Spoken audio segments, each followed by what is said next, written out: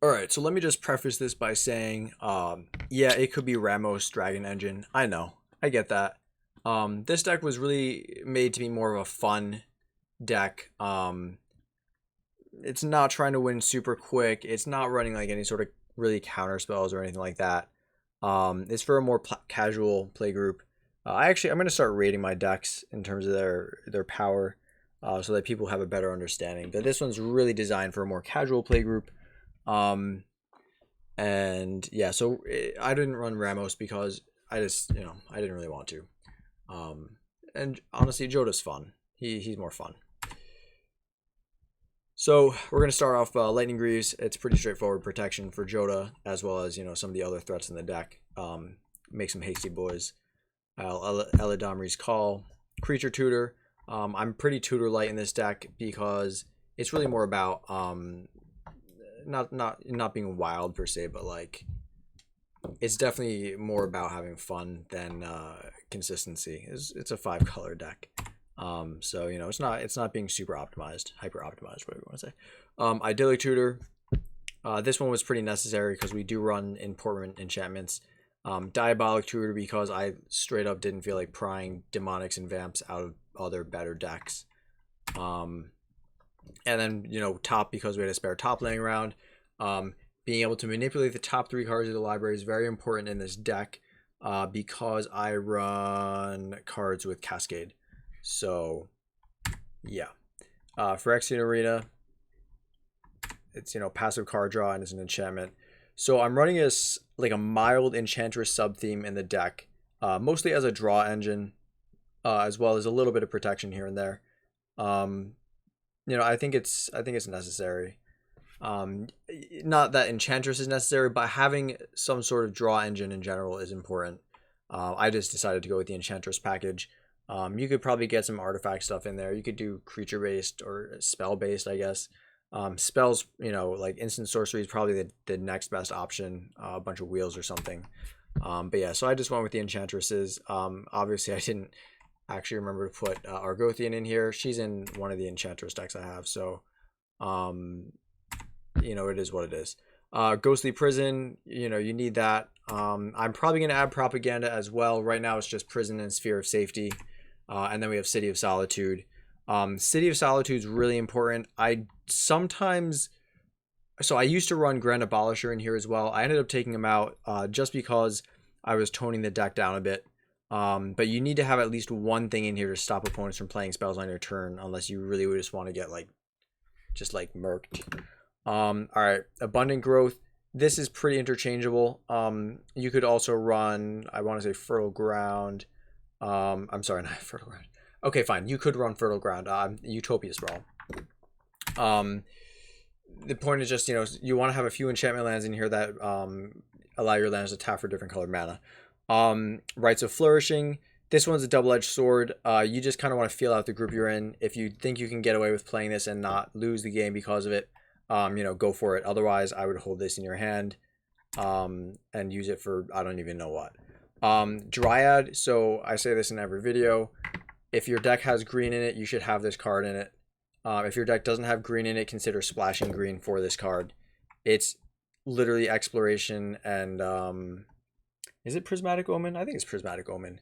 The one from Shadowmoor. It's like those two cards together for 3 mana. It's card nuts. Prismatic Geoscope. If I were to make a list of top 5 underperformers in this deck, this would be all 5 of those. It comes in tapped, which is kind of garbo, and then also this is more of a me thing. I built this deck with a bunch of terrible lands in it, because all my good 5-color mana bases are in my 5-color Sliver deck, my 5-color Astral Slide deck, a bunch of other 4-color decks. So I've got too many fetches and duels spread amongst too many decks. I'm not doing it in this one. Anyway, so basically when you're building the land base for this deck, remember 2 things. 1, make sure you have at least some shocks in there. And then 2, make sure you have some basics in there so you don't fail to find on your Cultivate and Kodama's Reach. Because if you fail to find on those, you're bad. Chromatic Lantern, card's pretty sick. 5-color deck, doesn't need much explaining. Commander Sphere, Card's great. Draw a card, get mana of any color. So that's pretty cool. Soul Ring, you basically have it in here because your opponents are going to have it, and so you have to have it. Farseek, great card. Nature's Lore, also a great card. Wow, she is really green and has a kind of a manly face. She looks kind of like a man with a wig. And it's Therese Nielsen. For the record, I didn't know this. I didn't know I picked the Therese Nielsen artwork for this. I just did it because I like the artwork. Please don't burn my house down. Oh, and also the background to this is Noah Bradley. So please don't burn my car after you burn my house down. Thanks. Cultivate, again, make sure you don't fail to find. It kind of looks like she's holding an AK. You see that, like curved clip? I'm not getting brownie points with the left right now. Next card, Hunting Wilds. So this one's pretty solid. It searches for named forest, which is awesome because you can go get all your forests that have dual land typing, which you should run in this deck because it's 5 colors. I've never actually used the kicker, but I could see scenarios, especially in this deck, where I would kick that card potentially. Joiner Adept. I love this card. Like I really love this card in EDH. It's not ramp technically, but it's like it helps you not lose the game by mana things, so I kind of consider it ramp. Sakura Tribe-Elder, we know him. Kodama's Reach again. So you want to have like at least 3 basics in here so that you're just run one of each basic, okay? Just run one of each at least. Explosive Vegetation, run 7 basics at least. Figure 1 creature is going to get pathed, and then you have 3 cards that search for 2 basics. I think that was all. Mana Flare, again. This is a great way to win games. It's also a great way to lose games very quickly. So figure out when you can actually play it. There's another card in this deck that's in here for kind of helping you play it correctly. Again, depends on what your opponents are playing. That's just kind of a you thing where you need to learn or at least understand when you can play cards that can get you killed. Gigantha, this card is pretty sick. I just bought like 1 billion of them when I saw them recently, and then put it in this deck. And I don't know, because we're running like a bunch of ultimatums and stuff, as well as like Progenitus, and I didn't put Fist of the Suns in this deck, and yeah, I know it technically should be in here, but like I really thought they were going to reprint it in Core 21, so I sold it all because they're like $6, and they don't deserve to be $6. It should be a $1 card. Anyway, so Wizards will hit it, so I don't feel bad. Wrath of God. Oh, it's like a Wrath of God on top of a Wrath of God. I don't know what the card in the background is, but it looks similar. Anyway, so Wrath of God, Day of Judgment. Honestly, to be equal, we probably should have done Damnation instead of Wrath and Day of Judgment. Sue me. Black Sun Zenith. I like this card a lot. It does shuffle back into its owner's library, which is like, I run that effect because we also run Enter the Infinite, and being able to put a couple extra cards back in your library occasionally is like not the worst thing. It's also not the worst thing if like you have cast Enter the Infinite and all of your win conditions are gone and you keep drawing 1 card per turn, and you can just keep black sunning for 1 billion and pissing off your opponents if they don't have any creatures with haste. Anyway, so it's a fun card. Winds of Wrath, I legit ran this because I couldn't find other board wipes quickly in my boxes of cards. This could be anything. I don't run creatures with enchantments on them. So this, alright, let me rephrase that. This should come out because if you're going up against like any sort of like Voltron, like Ural or whatever new Voltron decks are with enchantments, or like even Zur, you like straight don't want that card in this deck. You will die. Heliod's Intervention, awesome card. Big fan of this card. Yeah, no, just put this in here. That's what she said. Ruinous Ultimatum. Destroy all non-land permanents your opponents control. It's like strictly better than violent in literally every sense of the word phrase. Strictly better. Inspired Ultimatum. This card's like, I'd say it's like borderline playable. But basically what happened was this, like, they accidentally shipped me a foil version, or maybe it only comes in foil, I don't know. Anyway, it just looks really nice, so I ended up putting it in the deck. Emergent Ultimatum. This is a pretty good card. So it's pretty cool because like you can use this to go get like win conditions, like Omniscience with what's it called? Omniscience, Fist of Suns, and Dream Halls. Yeah. And then like no matter how they pick cards, you get good stuff. There's other combos you can pick. Anyway, the point is you can do stuff with it. This one's pretty cool because it returns basically all permanents you want from your graveyard to the battlefield. So like, I don't know, basically everything. So Titanic Ultimatum, this ties back into when I was saying I could kick the card that I don't remember the name of, that turns your creature or your forest into 3/3 creatures. I think it even gives them haste. Anyway, this is like a corner case of that. Pretty specific and probably not relevant. All right, Cruel Ultimatum. Honestly, this one's just classic. That's it. It's a classic. It's in here because it's a classic. I'm gonna say classic one more time, just because. Next one. Brilliant Ultimatum. Was this? Yeah, this is in my deck, right? It's pretty cool because like you can cast things without paying their mana costs, and you have a lot of big things in the deck that have big mana costs. All Sun's Dawn. So this one it's kind of part of a combo. It's also just like mad value in this deck. Dream Halls. So now we're starting to get into like the stupid degenerate stuff. So Dream Halls, basically you discard a card that shares at least one color with a spell. Sorry, here's the problem. Any player can do this, right? And this is why you want to have City of Solitude. Next thing about this is that yeah, it doesn't work with things with X in the cost. It makes it 0, so you can't really abuse it in that sense. I thought that was kind of obvious. But yeah, so it works really nicely with like Conflux, and then All Sun's Dawn. They all kind of tie together. No, you cannot discard Conflux to cast one card of each color with Dream Halls. That's not how that works. I've seen people do it, and we've had arguments. And I mean, look, I wish they were right, but they were wrong, and that's that. Enter the Infinite. Yeah, so basically it lets you draw your deck and then put a card on top of your library. So like Black Sun Zenith, you could put on top. Oh, it's Therese Nielsen again. Guys, I'm really sorry. Black Sun Zenith can go on top of your library. Or whatever else. Now there are different variants of this deck. I'll go over at the end that you could also run with Enter the Infinite. Omniscience.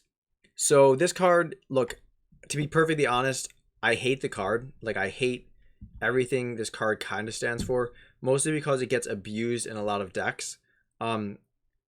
This deck is not really looking to abuse it per se. It's looking to exploit it and take advantage of its power to win the game in an interesting and like, it's not really okay. It's indefensible. The card is indefensible. I'm sorry. I tried. Look, I was gonna say I'm trying to win the game in a cool way and all that stuff, but at the end of the day, honestly, I hate that card. And we're running it anyway. Maelstrom Nexus. So this one gives the first spell you play each turn Cascade, which is cool. Yeah, I don't know. It's pretty cool. Also, remember, just FYI, when you Cascade, that ability goes on the stack. Easier way to put this. That ability resolves before the card coming into play, or this spell, whatever it is, resolves. So you should remember to do your Cascade first. Yeah, and even if they counter your spell, you can still get the Cascade trigger. things you need to remember. Maelstrom Archangel. First of all, this card got reprinted and is now like $1.50, down from like $10 or $15. So maybe it's time to pick them up. I picked up like a set. Card's really fun. Great 5-color card. Great card in general. Rashmi, I didn't even know about this card. And then I was like, someone was like, hey, like you should put Rashmi in there. And I was like, hey, who's Rashmi? And then it's basically just Cascade, but for the top card of your library. Anyway, card's broken. I know there's like a CEDH deck that's Rashmi, or there's like a 4-color no Rashmi or whatever deck. I just never bothered to actually look her up. Cloven Casting. I'm pretty sure that this card is actually terrible in this deck. I added this recently and I haven't tested it yet. I'm pretty sure it's bad. So for anybody who's like, why is this in here? Great question. I don't have an answer. I'm hoping it works out well. Things that I'd recommend putting in instead of Cloven Casting, Fist of Suns, like another ramp card. Pretty much anything else that's good in this deck is better than this card, I think. Mirari. Look, the idea is that I'm playing big spells like Ultimatums, and copying them is like pretty sick. So that's why Mirari's in here. You could also run like, oh my god, the red enchantment that you can pay 1 red, tap it from Avacyn Restored, that allows you to copy an instant or sorcery spell when you cast it. Can't remember the name of it, but that's what it does. And it's from Avacyn Restored, and it costs 3 mana. 1 color is 2 red. Whatever. Also, other card you could put in there would be like maybe Echo Mage if you want. Or if you're like more of a chaos player, then put in like Hive Mind and put in I run this in Zedru. It's the annoying one. Whenever enchanted player Curse of Echoes, put in Curse of Echoes and then enchant yourself. I don't know. All right, so Zur the Enchanter. So he's in here. He looks like he smells bad. Anyway, Zur is in here for several reasons. One, he can tutor up a bunch of those 3-mana enchantments in the deck, right? Such as Mana Flare, Rites of Flourishing, Phyrexian Arena, Ghostly Prison, Dryad of the Elysian Grove. Yep, as an enchantment. So you can get some sick stuff out of this deck. So he's really in here for like good value. He's also in here because like he's scary. So he can like kind of draw away some of the removal, I guess. I don't know. Maybe it puts a target on your back. Probably just puts a target on your back. I've never had that be an issue. I've mostly just played him and then just used him to like get out like an enchantment, whichever one like happened to be important for me at the time. You could alternatively run like Stasis in here to get it off Zur, to try and help you like catch up in the game or like get ahead more. I'm just not like a big fan of running Stasis in decks, unless you're going to use it to win like immediately. Yeah, so anyway, Zur's in there. Grave Betrayal. Like any deck that's running big mana spells and has black in it, in my opinion, should probably be running Grave Betrayal. Like if you don't know what it does, its card's nuts. Basically, if you haven't, you've probably read it by now. Never mind. It's a great card. Dance of the Manse. The name of the card, it's so weird. I don't know. I don't like the name. I kind of like the name, but at the same time, I don't like the name. So I'm just going to kind of, whatever. It's a good card. Could you run Open the Vaults instead? Yeah, but that's for everybody. So I think that this one's like pretty worth playing. I don't know how much mana we're actually going to be able to get without our enchantments and artifacts, but you know, you can hope at least. Insurrection. This card is one of the ways to win in the deck. It's also just a great way to win in EDH. There's a lot of players in my play group that run green decks with like Avenger of Zendikar. And so I really enjoy killing them with their own creatures. Hashtag Titanic Ultimatum. Gisela. So she doubles the damage your opponents take, and she halves the damage that you take. Speaks for her itself. Avatar of Slaughter. I think I think it's Bring Me the Horizon. I think Bring Me the Horizon has I might be wrong, but some emo-ish band out there has a song, You can't spell Yeah, you can't spell slaughter without laughter. And yeah, it's so true. This card's great. So let me just go back. So right now we're layering, right? So we gain control of all creatures. Then we double the damage our opponents take. And then we give our creatures double strike. If we manage to pop off the Titanic Ultimatum as well, then we're also giving them +5/+5, which is effectively +10/+10 with Avatar, which is effectively +20/+20 with Gisela. So that's cool. So Ulamog's in here, because like Cascade is good with him. Omniscience, Insurrect. I don't know. He's just good. Do you need to have him in here? Absolutely not.